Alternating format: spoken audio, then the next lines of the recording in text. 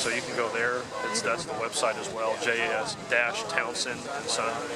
You can go there. They have them, but they're not hand sewn. They're machine sewn.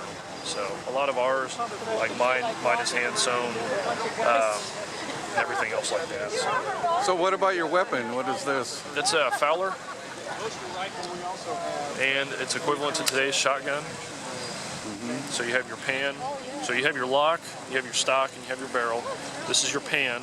Okay. This is your steel, also called a frizzen commonly. Okay. Back then it was a steel. You have your flint. Okay. All right, so if I were to pull this all the way back, hear it click, then I can be able to pull that trigger. My first thing is you heard him say the command, I don't know if you're here for the firing, you hear prime and load. So we take out a cartridge, you bite it off with your teeth. You also had to have 2 teeth to be in the Army. Pour a little bit of powder in there. You can see some of mine. One of the fallacy is that every time that you pulled that trigger, it fired. Well, it's not true because you can see how gunky and everything else like that it gets. Okay, so what we do is sometimes if that happens, you can sharpen the flint by using a flint hammer, or you can change out flints in the middle of the field. You step back behind the line. Okay. So you have also a pick and whisk. So what I can do is that I can actually clean out all that crud that's in there, and then I use my pick in here to go for that touch hole. Okay. So again, put a little bit of powder down in there, shut the pan, cast it about, put more powder down the barrel there, and then I'll be able to use my ramrod and ram it all down. And then you put a ball or something? Well, the ball's already in there. Oh, the so ball's a cartridge has pretty much 3 components. Paper that holds everything in, and then you have your powder, and then you also have your ball. But in this case, you can actually put a ball down, then you can have buckshot as well down in there. You have a patch box back here. So you put your powder, ball, your bucking ball, and then you have your patch to help keep everything from falling out. So this was this original, or is this a... It's a repro. It's a repro? All handmade though. Very good. Oh, so there's the flag that flew here, huh? Oh, it's the same. Oh, this is the Kentucky Volunteer Militia. You're from the Indiana Volunteer Militia. We're attached to the 2nd Kentucky. What city were you out of when at that time? Well, we're fictional. We don't even exist. Oh. In 1812, we're just a reenactment unit. They, however, they were here. So when the Battle of Put-in Bay happened, they were on the ships, the U.S. side. And they were the sharpshooters. Again, they take off the mark of rank. All you have to do is just take off the officers. Then you create chaos. And when chaos begins, that's when things start to dismantle. You have a rank structure, and everybody's going to go for himself. You do that, you win the battle. Good going. Okay, I'll go down here. Hey, thanks. All right, you're welcome. Inside was kind of raw hole. So he had a machine that would be typically a lot of times they got bread. It was all wooden, hand powered. All hand powered. So he did that tough hole. work. Oh yeah. That'd take a long time to make one of those, right? And then he had another machine that actually did the rifling. Yeah. And it looked like a Gatling gun. Yeah. If you could imagine a cylinder like that. We're the questions we got any. And you had this big wheel. So you're the Kentucky division? 2nd Kentucky. Pardon? 2nd Kentucky. Okay. So you go. So what do you got there? What's that? Your eating supplies? This doubles as my drinking cup and a boiler, which I would take and maybe I've got some real heavily salted pork or something like that. I could put in there, boil it, a lot of the salt out and everything, so I could eat the meat. But I could use the salt as seasoning for if I had potatoes, stuff like that. Okay. Or if I had some freeze-dried, So this is your utensils here? Those are my utensils. Actually, the whole, once he gets the reams or drilled hole I have a size, fork, then it's pretty well set. knife, He can rifle that. and a spoon. Of course, like I said, I carry my stuff for my wife too. That's a bone spoon. Okay. That's made out of cow horn. Absolutely. Huh? A spoon. We didn't know it was a special spoon. Back then, they made, they had to improvise it, whether it be wooden or cow horn or, things like that. And of course, I got a second fork. Long ago, even Normally I wouldn't carry two, but like I said, I'm kind of doubling for my wife. She's back at camp. Really, the French did it? A lot of the German. So did your wife follow you in the camp? Oh, probably in Europe. No. Europe. It's probably down in Women Europe. did not follow in the War of 1812. Immigrated from They, Now, the British, if you were an officer, anywhere between 17. that was not true. They would have their wives and their family with them. maybe 500 women and family might be with 1,500 troops. Yeah. Now, if you were an American, you might go to a fort From a kid. that might have women in it, whether it be women being protected of other families, or it's possible your wife could be there, but they would not be on the march with the American Army. It's a Korean. Unlike the Civil War, whereas if you were an officer, sometimes your family would travel Have some good tools behind you. The second Kentucky, We have a tell me if these are stupid questions, but the second Kentucky, were you told to come up here? And I think I heard you say you were traveling to different When points along the when war broke out, it's got to they asked, Washington asked for volunteers, So that sets and from the Commonwealth of Kentucky. Kentucky was a state at that time. Needs to fit in the stock. So And I think, I can't remember, Indiana wasn't. big figure. When was Ohio a state? And this is actually No. Was ready. I can't there? remember if they were a state or not. I think they were. But they asked for volunteers for a certain length of enlistment. We went to Cincinnati, bivouacked there, and got organized and supplied to make sure everybody was, ready to go.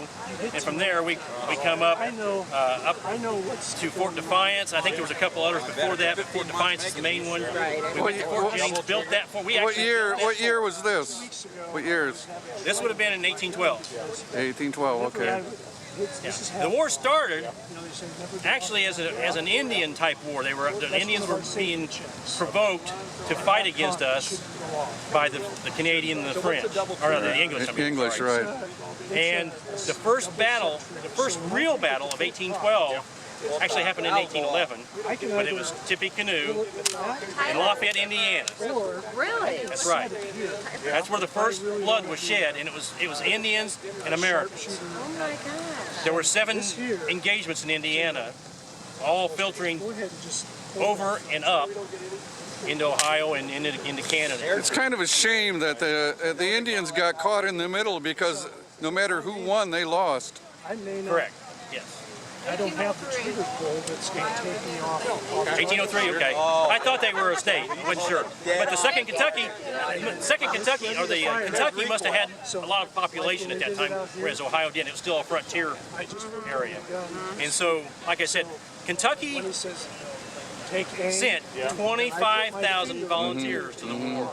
So I was the one I had no idea. so More than I any have other to make state sure in the Union I'm like at that time. this when we're Now, of course, and that's basically what we call the Western Theater, which would be until Ohio, Pennsylvania, that kind of line, and to the west. Had the Kentucky